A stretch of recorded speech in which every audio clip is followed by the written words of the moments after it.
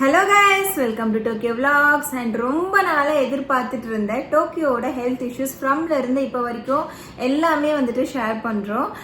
ரொம்ப லென்த்தியாக போச்சுன்னா நம்ம பார்ட் 1 பார்ட் 2 அந்த மாதிரி டிவைட் பண்ணிக்கலாம். இல்லைனா வந்துட்டு ரொம்ப போர் அடிக்கும் பார்க்குறதுக்கு, இந்த டைம் உங்களுக்கு வந்துட்டு கிடைக்காது. ஸோ ஃபர்ஸ்ட்ல இருந்து டோக்கியோக்கு வந்துட்டு எப்படி என்ன ஆச்சுன்னு சொல்லிட்டு உங்களுக்கு ஷேர் பண்ணுறோம். இது வந்துட்டு டோக்கியோ பிறந்ததுக்கு அப்புறமா ஷேர் பண்ணுறதை விட கொஞ்சம் நான் ப்ரெக்னன்சியில் இருந்ததே கொஞ்சம் ஷார்ட் அண்ட் ஸ்வீட்டாக உங்களுக்கு வந்துட்டு ஷேர் பண்றேன். அப்பதான் வந்துட்டு உங்களுக்கு ஏதாச்சும் ஒரு ஐடியா கிடைக்கும். எல்லாருக்குமே வந்துட்டு பிரெக்னன்சில 3rd மந்த் ஒரு என்டி ஸ்கேன் எடுப்பாங்க. ஸோ அந்த என்டி ஸ்கேன் எடுக்கும்போது நாங்கள் வந்துட்டு இங்கே கிடையாது, மத்திய பிரதேஷ்ல இண்டோர்ல இருந்தோம். ஸோ அங்கிருந்து நாங்கள் 3rd மந்த் என்டி ஸ்கேன் எடுக்கும்போதே வந்து நாசெல்போன் அன்னாசிஃபைடுன்னு வந்துச்சு. அந்த ஸ்கேன் எடுக்கிறதுக்கு முன்னாடி உங்க ரூம்ல கூட்டிட்டு போயிட்டு உங்களுக்கு வந்துட்டு இப்போ இந்த ஸ்கேன் எடுக்க போறோம், ஸோ இதுல ஏதாச்சும் பிரச்சனை இருந்துச்சுன்னா இந்த மாதிரி நாசெல்போன் அன்னாசிஃபைடு வரும். அப்படி வந்துச்சுன்னா குரோமோசோம் பிரச்சனையா இருக்கும். இந்த மாதிரிலாம் ஒரு பெரிய சார்ட் எடுத்துட்டு இதெல்லாம் எங்களுக்கு வந்துட்டு காமிச்சாங்க. ஸ்வேதா பந்தாரின்னு போட்டா காமிக்கும். It's a very famous hospital. So அவங்க என்டி ஸ்கேன் வந்துட்டு செக் பண்ணிட்டு இந்த மாதிரி ப்ராப்ளம் இருக்கு, நெக்ஸ்ட் பண்ணலான்றதுக்குள்ள எங்களுக்கு வந்துட்டு ஆஃபீஸ்ல திரும்பவும் டைரக்டா ஒர்க் ஃப்ரம் ஆஃபீஸ் பண்ணணும் அப்படின்னு சொல்லிட்டாங்க. வேற வழி இல்லாம வித்தின் 2-3 டேஸ் தான் இருக்கும். டக்குன்னு கிளம்பி வீக் ஆஃப் டைம்ல நான் சென்னைக்கு வந்தேன். சென்னைக்கு வந்ததுக்கு அப்புறமா ஹாஸ்டல்ல தான் தங்குற மாதிரி இருந்துச்சு. ஏன்னா ப்ரீவியஸா இருந்தது வந்துட்டு ஹாஸ்டல்ல தான் இருந்தேன். இவர் இண்டோர் போனதுனால எதுக்கு தனியா வீடெல்லாம் எடுக்கணும்னு சொல்லிட்டு எல்லாமே வந்துட்டு அன்பிளான் தான். வந்த உடனே ஆஃபீஸ்க்கு கொஞ்சம் முன்னாடியே இருக்கும், ரோடு மட்டும் கிராஸ் பண்ற மாதிரி இருக்கும். ஸோ அந்த ஹாஸ்டல்ல இருந்தோம்னா நம்ம வந்து டிராவல்லாம் பண்ற மாதிரி இருக்காது அப்படின்னு சொல்லிட்டு அந்த ஹாஸ்டல்ல இருந்தேன். பட் இது ரொம்ப கேவலமா இருக்கும் அந்த ஹாஸ்டல். கேவலம் மீன்ஸ் ஹாஸ்டலோட அட்மாஸ்பியர் எல்லாமே நல்லா இருக்கும், பட் ஃபுட் வைஸ் வந்துட்டு ரொம்ப கேவலமா இருக்கும். அண்ட் மெயின்டெனன்ஸ் வந்துட்டு மெயின்டெனன்ஸ் கூட ஓகே, மேட் வச்சு ரூம்லாம் கிளீன் பண்றாங்க, பட் ஃபெசிலிட்டிஸ்னு ஒன்று இருக்கும் இல்லையா, இருக்கு, ஆனா அதை வந்துட்டு யூஸ் பண்ண மாட்டேன்றாங்க. அந்த மாதிரி இருந்துச்சு. 1 மந்த் நான் அந்த ஹாஸ்டல்ல தான் இருந்தேன். அதுக்கப்புறமா இன்னொரு ஹாஸ்டல் வந்துட்டு ஷிஃப்ட் பண்ணேன். அதுக்கப்புறமா தான் நாங்கள் ரொம்ப இந்த ஏன் இப்படி இந்த ஒரு பெரிய ப்ராசஸ் ஏன் இப்படி ஆச்சுன்றதே தெரியல, டைம் சரியில்லையான்னு கூட தெரியலன்னு வச்சுக்கோங்களேன். ஸோ அது எல்லாமே நடந்துச்சு. இன்னொரு ஹாஸ்டல் வந்து நாங்கள் பார்த்துட்டு இன்னும் கொஞ்சம் ஃபெசிலிட்டியோட செக் பண்ணிட்டு நாங்கள் இன்னொரு ஹாஸ்டல் எடுத்தோம். அங்கே தனியாக ஒரு ரூம் எடுத்துட்டு பேசி தனியாக ஒரு ரூம் மாதிரி எடுத்துட்டு என் அம்மா வந்து ஊர்லேருந்து வந்துட்டு ஒரு 20 days 25 days கிட்ட கூட நின்றுட்டு பார்த்தாங்க. ஏன் வந்தாங்கன்னு சொன்னால், இங்கே வந்துட்டு என் ஃப்ரெண்டு ரெஃபர் பண்ணி நான் ஒரு ஹாஸ்பிட்டலுக்கு போனேன். சென்னையில் பங்கஜம் அப்படின்னு சொல்லிட்டு இருக்கும். அங்கே வந்துட்டு நார்மல் டெலிவரி நல்லா ஈஸியாக பண்ணுவாங்க. அந்த ஹாஸ்பிட்டலுக்குன்னு ஒரு ஸ்பெஷாலிட்டி இருக்குது, அது நார்மல் டெலிவரி பண்ணுவாங்க அப்படின்ற மாதிரி ஒரு இது. ஆல்ரெடி வந்துட்டு இன்னொரு விஷயம் போயிட்டுருக்கோம். ப்ரெக்னன்சி லேடிஸ்க்கு வந்துட்டு ப்ரெக்னென்ட் லேடிக்கு வந்துட்டு ஒரு பயப்படுற ஒரு விஷயம் என்னென்னா, எந்த ஹாஸ்பிட்டலுக்கு போனால் நமக்கு நார்மல் டெலிவரி ஆகும், இல்லைனா இந்த ஹாஸ்பிட்டல் பணத்துக்காக சர்ஜரி பண்ணிடுவாங்களோ, நல்ல டெலிவரியை கூட சி-செக்ஷனுக்கு மாத்திடுவாங்களோ அப்படின்னு சொல்லிட்டு நிறைய பேர் பயப்படுவாங்க. ஆட்டோமேட்டிக்கா அந்த பிரெக்னென்ட் ஆனா அந்த ஒரு மைண்ட் வந்துட்டு அந்த ஹாஸ்பிட்டலுக்காக அவ்வளோ வந்துட்டு பார்ப்பாங்க. ஸோ நானும் என்னோட ஃப்ரெண்டு வந்துட்டு அவங்க ஃப்ரெண்ட்ஸ் ஆல்ரெடி 2 பேர் வந்துட்டு இங்கே தான் நார்மல் டெலிவரி ஆச்சு.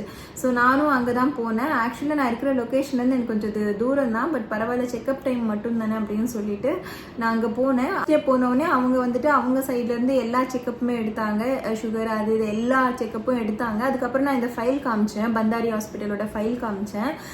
அவங்கள வந்துட்டு அவங்களுக்கு தெரியுது, அந்த பந்தாரியா ஹாஸ்பிட்டல் அந்த டாக்டரே வந்துட்டு அவங்களுக்கு வந்துட்டு தெரியுது. ஸோ அவங்க வந்துட்டு இந்த மாதிரி அவங்க வந்துட்டு சென்னையில் மெடிஸ்கேன்னு சொல்லிட்டு இருக்கும், அங்கே தான் ரொம்ப அக்யூரேட்டாக நமக்கு வந்துட்டு ரிசல்ட் வருமா. நீங்கள் யாராச்சும் ப்ரெக்னெண்ட்டாக இருக்கீங்கன்னா உங்களால் முடியும் அப்படின்னா நீங்கள் வந்துட்டு இந்த அனாமலி டெஸ்ட்டு, என்டி டெஸ்ட் எல்லாமே வந்துட்டு நீங்கள் அந்த 2 டெஸ்ட் எல்லாம் வந்து நீங்கள் அங்கே போயிட்டு பண்ணிக்கோங்க. மெடிஸ்கேன் வந்துட்டு மயிலாப்பூரில் இருக்கு, சிட்டி சென்டருக்கு ஆப்போசிட்லேயே தான் இருக்கும். அது நீங்கள் வந்துட்டு மேக்ஸிமம் உங்களோட ப்ரெக்னன்சி டைமில் அங்கேயும் ப்ரெக்னன்சி எல்லாம் பார்க்குறாங்க. எனக்கு அந்த மெடிஸ்கேன் டெஸ்ட் எடுக்கும் போது எனக்கு தெரிஞ்சிச்சு அங்கேயும் வந்துட்டு ப்ரெக்னன்சிக்கு வந்துட்டு எல்லாம் பார்க்குறாங்கன்னு சொல்லிட்டு இப்போ அங்கே போயிட்டு இந்த டெஸ்ட் எடுத்தோம். திருப்பியும் வந்துட்டு என்டி டெஸ்ட்டையே பார்த்துக்கோங்க, இண்டோரில் ஒரு தடவை எடுத்தேன். அதுக்கப்புறம் இவங்க சைடு இவங்க ஒரு எடுக்க சொன்னாங்க மெடிஸ்கேனில். ஸோ அது ஒன்று எடுத்தேன். அதுக்கப்புறம் வந்துட்டு மெடிஸ்கனில் என்ட்ரி டெஸ்ட் எடுத்துட்டு அங்கேயும் வந்துட்டு நாசல் போன் அனாசிஃபைடு அப்படின்னு தான் வந்துச்சு. அதுக்கப்புறம் என்ன சொன்னாங்கன்னா 2 ஆப்ஷன் கொடுத்தாங்க. அந்த ஆப்ஷன் வந்துட்டு அம்னியோ டெஸ்ட், அதுக்கப்புறம் வந்துட்டு ஜெனட்டிக் டெஸ்ட்னு சொல்லிட்டு, அதாவது ஒன்று வந்துட்டு நம்ம பிளட்டை எடுத்துட்டு குரோமோசோம் லெவல் வந்துட்டு செக் பண்ணுவாங்க. இன்னொன்று வந்துட்டு நம்ம வயிற்றுல இருக்கிற தண்ணி, அந்த தண்ணியை வந்துட்டு எடுத்துட்டு அதில் வந்துட்டு குரோமோசோம் வந்துட்டு செக் பண்ணுவாங்க. பிளட்டை எடுத்து செக் பண்ணுறதை காட்டிலும் தண்ணி எடுத்து செக் பண்ணுறது தான் பக்கா ரிசல்ட் வரும் கிளியரா. அதாவது 99.9 அந்த மாதிரி ரிசல்ட் வரும். ஸோ அதனால நம்ம வந்துட்டு சரி ஓகே, நம்ம வந்துட்டு ரிஸ்க் எடுத்தாலும் பரவாயில்ல, ஃப்யூச்சரில் வந்துட்டு பொறுக்க போகிற குழந்தை கஷ்டப்படக்கூடாது அப்படின்னு சொல்லிட்டு நான் ரிஸ்க் எடுத்து அந்த செகண்ட் டெஸ்ட்டுக்கு தான் போனேன். ஓகே பரவாயில்லன்னு சொல்லிட்டு அவங்க டேட்லாம் வந்துட்டு கன்ஃபார்ம் பண்ணி கொடுத்தாங்க. டேட் கன்ஃபார்ம் பண்ணி கொடுத்த உடனே போயிட்டு அந்த டெஸ்ட் எடுக்கிறதுக்காக தான் இவங்க அம்மா வந்துட்டு வந்தாங்க. ஏன்னா அது 3 நாளோ 2 நாளோ ரெஸ்ட் எடுக்கணும், கம்ப்ளீட்டாக வந்துட்டு ரெஸ்ட் எடுக்கணும், மூவ் பண்ணக்கூடாது அதிகமாக அப்படின்ற மாதிரி. ஸோ அதனால அவங்க அங்கிருந்து வந்தாங்க ஹாஸ்டலில் என் கூட ஸ்டே பண்ணுறதுக்காக. ஸோ அந்த டெஸ்ட் எடுத்தோம். அந்த டெஸ்ட் எடுத்துட்டு ரிசல்ட் வர்றதுக்கும் கொஞ்சம் டைம் ஆகும். 1 வீக் ஆச்சா? 1 வீக் ஆச்சு. ஸோ 1 வீக் டைம் எடுக்கும். அந்த 1 வீக் வந்துட்டு அவ்வளோ பயமாக இருக்கும், என்ன வரப்போகுதுன்னு சொல்லிட்டு. ஏன்னா டெஸ்ட் எடுக்கும்போது அவங்க சொல்லிட்டாங்க, ஒருவேளை இது வந்துட்டு பாசிட்டிவாக வந்துடுச்சு அப்படின்னா, ப்ராப்ளம் இருக்குது அப்படின்னு சொல்லிட்டு வந்துடுச்சுன்னா நம்ம அபார்ஷன் பண்ணணும் அப்படின்ற மாதிரி சொல்லிட்டாங்க. யோசிச்சு பாருங்க, ஃபர்ஸ்ட் குழந்தை, ஆனால் வந்துட்டு 3 மாதம் ஆயிடுச்சு, ஆல்மோஸ்ட் 4வது மாதம் அந்த டைமில் டெஸ்ட் எடுக்கும்போது இல்லை, 4வது மாதம் எண்டு கிட்ட இருக்கும். இந்த மாதிரி வந்துட்டு சொன்ன உடனே ரொம்ப கஷ்டமாகவும் கொஞ்சம் ரொம்ப பயமாகவும் இருந்துச்சு. அதுக்கப்புறம் டெஸ்ட் வந்த உடனே போயிட்டு பார்த்தா குரோமோசோம் வந்துட்டு எல்லாமே ஓகே அப்படின்னு சொல்லிட்டு சொன்னாங்க. ஒரு சந்தோஷம் தாங்கவே முடியல பார்த்துக்கோங்க, அவ்வளோ சந்தோஷமாக இருந்துச்சு. ஆக்சுவலி நாங்கள் அந்த டெஸ்ட்டு எடுக்கிறதுக்கு முன்னாடியும் பிரத்யங்கரா கோவிலுக்கு போயிட்டு பூஜை பண்ணிட்டு தான் போனோம். அதுக்கப்புறம் இந்த டெஸ்ட்டு ரிசல்ட் வருதுன்னும் போதும் காலையில் இங்கே டைரெக்டாக ஹாஸ்பிட்டலுக்கு வராமல் பிரத்யங்கரா கோவிலுக்கு போயிட்டு அங்கேயே போயிட்டு சாமியெல்லாம் கும்பிட்டுட்டு அதுக்கப்புறமா தான் நாங்கள் வந்து ஹாஸ்பிட்டலுக்கே போனோம். போயிட்டு அதுக்கப்புறம் குரோமோசோமில் எந்த பிரச்சனையும் இல்லை அப்படின்னு சொல்லிட்டாங்க. சரி நம்ம அண்ணாமலை டெஸ்ட்டு நம்ம வந்துட்டு எடுக்கலாம் அப்படின்னு சொல்லிட்டு அண்ணாமலை டெஸ்ட் எடுக்க சொன்னாங்க. 1 வீக் 2 வீக் கழிச்சுட்டு அண்ணாமலை டெஸ்ட் வந்துட்டு நம்ம எடுக்கலாம், நீங்கள் வாங்க அப்படின்னு சொல்லிட்டாங்க. அதுக்கப்புறம் வந்துட்டு ஆல்ரெடி பார்த்துருந்தோம் இல்லையா பங்கஜம். ஸோ அந்த பங்கஜம் ஹாஸ்பிட்டலுக்கு போயிட்டு இந்த டெஸ்ட்லாம் எடுத்துகிட்டு போயிட்டு நான் காமிச்சப்போ அவங்க வந்துட்டு சரி ஓகே அண்ணாமலை டெஸ்ட் எடுக்கலாம் வாங்கன்னு சொன்னாங்க. அடுத்த வாரம் என்ன ஆச்சுன்னா திடீர்னு சொல்லிட்டு அந்த இன்ஜெக்ஷன் போடுவாங்களே அம்னியோ டெஸ்ட் பற்றி நான் உங்களுக்கு சொல்லியே ஆகணும். அது வந்துட்டு ரொம்ப கஷ்டம்னாங்க. வயிற்றுக்குள்ளே ஊசி குத்தி எடுத்து டெஸ்ட்டுக்கு வந்துட்டு அனுப்புகிறாங்க. அந்த டைமில் அவங்க போடுற ரூல்ஸ் என்னென்னா ரொம்ப வந்துட்டு ஸ்ட்ரெயின் பண்ணக்கூடாது, அதுக்கப்புறம் வந்துட்டு எப்போ வேணாலும் வந்துட்டு உடையவும் சான்ஸ் இருக்குது, ஏன்னா இன்ஜெக்ஷன் போட்டு எடுக்கிறதுனால அப்படின்ற மாதிரி கொஞ்சம் பயமும் இருக்கும். ஸோ அது என்ன ஆச்சுன்னா எனக்கு அதே மாதிரி உடஞ்சி கொஞ்சம் தண்ணி வர ஆரம்பிச்சிச்சு. எனக்கு அது தண்ணின்றது எனக்கு ஃபஸ்ட்டு தெரியாமல் போயிடுச்சு. தூங்கிட்டு இருந்தோம் 2 பேருமே, இல்லை நைட்டு தூங்கிட்டு இருந்தோம். நிக்கி ஏதோ ஆயிடுச்சு நிக்கி அப்படின்னு சொல்லிட்டு நான் எந்திரிச்சிட்டு வேகமாக பாத்ரூம்குள்ளே ஓடிட்டேன். எங்களுக்கு அப்போ தெரியல, நான் என்ன நினச்சேன்னா யூரின் தான் வருது போல், என்ன இது இப்படி திடீர்னு வந்துடுச்சே அப்படின்னு சொல்லிட்டு ஒரு பயந்துட்டு நான் பாத்ரூம் போட்டிட்டேன். அதுக்கப்புறமா வந்துட்டு நான் அதுக்கப்புறம் அதிகமாக வந்திருந்தா நமக்கு இம்பேக்ட் தெரிஞ்சிருக்கும். பட் அது அதிகமாக வராமல் அந்த மாதிரி கொஞ்சமாக வந்ததுனால நான் அது எனக்கு வந்துட்டு அது பெருசாக இம்பேக்ட் தெரியாமல் போயிடுச்சு. ஆனால் நிக்கி வந்து பயந்துட்டாரு, நம்ம ஹாஸ்பிட்டலுக்கு போகலாம் அப்படின்னு சொல்லிட்டு லீவ் அவருக்கு ஆஃபீஸ் இருந்துச்சு, லீவ் எடுத்துட்டு நான் ஹாஸ்பிட்டல் கூட்டிகிட்டு போனார். அங்கே போயிட்டு பார்த்தா ஓப்பன் ஆகிடுச்சு, அதான் உங்களுக்கு வந்துட்டு வாட்டர் வந்துடுச்சு அப்படின்னு சொல்லிட்டு திருப்பி ஹாஸ்பிட்டலில் அட்மிட் பண்ணி 1 வீக் நாங்கள் அந்த ஹாஸ்பிட்டலில் இருந்தோம். ரொம்ப பயந்துட்டோன்னு வச்சுக்கோங்களேன். இல்லை பயந்துட்டு அதுக்கப்புறம் லைட்டாக இன்ஃபெக்ஷன் ஓப்பன் ஆனதுனால இன்ஃபெக்ஷன் ஆகிட்டு இருந்துச்சு.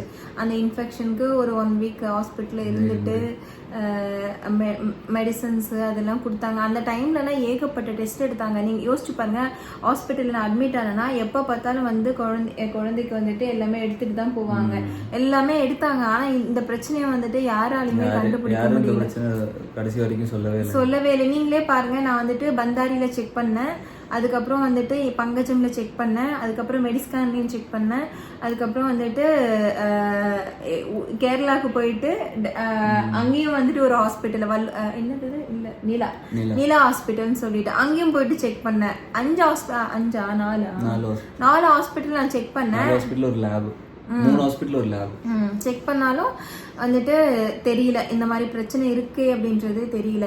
அதுக்கப்புறம் அங்கே போயிட்டு 1 வீக் பண்ண லைட்டாக சுகரும் வந்துடுச்சுல்ல, சுகர் வேற வந்துடுச்சு. பயந்துட்டேன் நான், ப்ரெக்னன்சியில் வந்துட்டு சுகர் வந்துடுச்சே அப்படின்னு சொல்லிட்டு. அதுக்கப்புறமா அது கண்ட்ரோல் ஆயிடுச்சு, ஸ்வீட்லாம் சாப்பிடாம அப்படி அப்படியே கண்ட்ரோல் ஆயிடுச்சு. அதுக்கப்புறம் பயங்கர டென்ஷன், மைண்டில் எவ்வளோ டென்ஷன்னா அவ்வளோ டென்ஷன் இவருக்கு அதிகமாக இருந்துச்சு. என்னன்னா இந்த ஹாஸ்பிட்டல் என்ன சொல்லிட்டாங்கன்னா மேபி 2 வீக்ஸில் அந்த மாதிரி கூட ஆகிடும், நீங்கள் வந்துட்டு இங்கே தானே டெலிவரி பண்ண போறீங்கன்னு கேட்கும்போது டிஸ்சார்ஜ் ஆகும்போது இவர் என்ன பண்ணிட்டாருன்னா இது என்ன இவ்வளோ வந்துட்டு காம்ப்ளிகேட்டாக இருக்கே அப்படின்னு சொல்லிட்டு ஊருக்கு நம்ம போயிடலாம், அங்கே வந்துட்டு எல்லா ரிலேஷன்ஸும் இருக்காங்க, அங்கே போயிடலாம், இங்கே வேண்டாம் அப்படின்ற மாதிரி ஃபீல் பண்ணாரு. அதுக்கப்புறம் நைட்டு வந்துட்டு இவங்க ஃபேமிலிலேயே ஒரு டாக்டர் இருக்காங்க, அவங்க கிட்ட வந்துட்டு டிஸ்கஸ்லாம் பண்ணிட்டு அதுக்கப்புறம் சரி ஊருக்கு போகலான்னு சொல்லிட்டு வந்து இந்த டாக்டர்கிட்ட கேட்டால் அவங்க முடியாதுன்னு சொல்கிறாங்க. நீங்கள் ட்ராவல் பண்ணக்கூடாது, நீங்கள் போகக்கூடாது, நீங்கள் உங்கள் பேரண்ட்ஸை வந்துட்டு இங்கே வர சொல்லுங்க அப்படி இப்படின்னு சொல்லிட்டு பயங்கரமாக ஃபோர்ஸ் பண்ணிட்டு இருந்தாங்க. இல்லை ரொம்ப ஃபோர்ஸ் பண்ணாங்க, ஒத்துக்கவே இல்லை. அதுக்கப்புறம் ட்ராவல் பண்ண முடியாது, ட்ராவல் பண்ணிட்டானா ப்ராப்ளம் ஆகிடும், போகும்போது எங்களுக்கு தெரியாது, ஏதாச்சும் ஆயிடுச்சுன்னா எங்களுக்கு தெரியாதுன்னு சொல்லி ரொம்ப பயமுறுத்த ஆரம்பிச்சிட்டாங்க. அதுக்கப்புறம் என்னாச்சுன்னா சரி ஓகே அப்படின்னு சொல்லிட்டு இங்கே பார்த்துக்கலாம்ன்ற மாதிரி கொஞ்சம் மைண்ட் வந்துட்டு சேஞ்ச் ஆயிடுச்சு. மறுபடியும் ரிப்போர்ட்லாம் கூட கொடுக்கவே இல்லை அவங்க, நெக்ஸ்ட் நீங்க யோசிச்சுட்டு வாங்க அப்படின்ற மாதிரி சொல்லிட்டாங்க. நாங்கள் டிஸ்சார்ஜ் ஆகிட்டு போயிட்டு நெக்ஸ்ட் டே தான் வந்துட்டு ரிப்போர்ட்டே வாங்கணும். அதுக்கப்புறம் வந்துட்டு ஊர்ல என்ன சொன்னாங்கன்னா சரி இங்க வந்துருங்க, சேஃபா வர முடியும்னா வந்துருங்க அப்படின்னாங்க. அதுக்கப்புறம் திருப்பியும் நாங்க போயிட்டு கேட்கும்போது ஓரளவுக்கு ஒத்துக்கிட்டாங்க, பட் எங்களுக்கு இது அப்படின்ற மாதிரி சொல்லிட்டு ஒத்துக்கிட்டாங்க. அதுக்கப்புறம் வந்துட்டு சேஃபாக ஏசியில் புக் பண்ணிவிட்டு சேஃபாக வந்து நாங்கள் ஊருக்கு கிளம்பலாம், டிலே பண்ண வேண்டாம் அப்படின்னு சொல்லிட்டு நாங்கள் போயிட்டோம். இதுக்கப்புறம் டிலே பண்ணி போக வேண்டாம் அப்படின்னு சொல்லிட்டு பயந்துட்டு நாங்கள் புக் பண்ணிக்கிட்டு போயிட்டோம். அந்த டைமில் கொரோனா டைம்ன்றதுனால ட்ரெயினில் யாருமே இல்லை. எங்களோட கம்பார்ட்மெண்ட்டில் எங்களுக்கு கிடைச்சது வந்துட்டு செகண்ட் ஏசி கிடைச்சிச்சு. ஆனால் அங்கே வந்துட்டு கொஞ்சம் ஆளுங்க இருந்தாங்க. அப்போ இவர் வந்துட்டு கொரோனாவுக்கு பயந்துட்டாரு, ஏன்னா ஏற்கனவே இன்ஃபெக்ஷன் அது இதுன்னு இருக்குல்ல, அதனால கொரோனாவுக்கு பயந்துட்டு டிடி வந்த உடனே அவங்க கிட்ட சொல்லி ஃபர்ஸ்ட் ஏசி வந்துட்டு கிடைக்குமான்னு. அந்த ஃபர்ஸ்ட் ஏசில யாருமே இல்லை. டிடி எல்லாம் என்னை பார்த்து பயந்துட்டு வந்துமா ஏதாச்சும் எமர்ஜென்சினா சொல்லுமா, நான் இந்த கம்பார்ட்மெண்ட்ல தான் இருப்பேன் அப்படின்னு சொல்லிட்டு எல்லாமே சொல்லி கொடுத்துட்டு போனாரு. அந்த அளவுக்கு அவரே பயந்துட்டாரு. ஏன்னா வயிறுலாம் வந்துட்டு ரொம்ப கீழே இறங்கி வந்துடுச்சு, கொஞ்சம் பெருசாக கீழே இறங்கி வந்துடுச்சு. அதுக்கப்புறமா நாங்கள் கேரளாவுக்கு போயிட்டு அங்கே ஒரு ஹாஸ்பிட்டலில் செக்அப்லாம் பண்ணி ஒரு 3 வீக்ஸ்க்கு அப்புறமா தான் எனக்கு வந்துட்டு டெலிவரி ஆச்சு. அதுவுமே பயங்கர ஒரு ஸ்டோரி.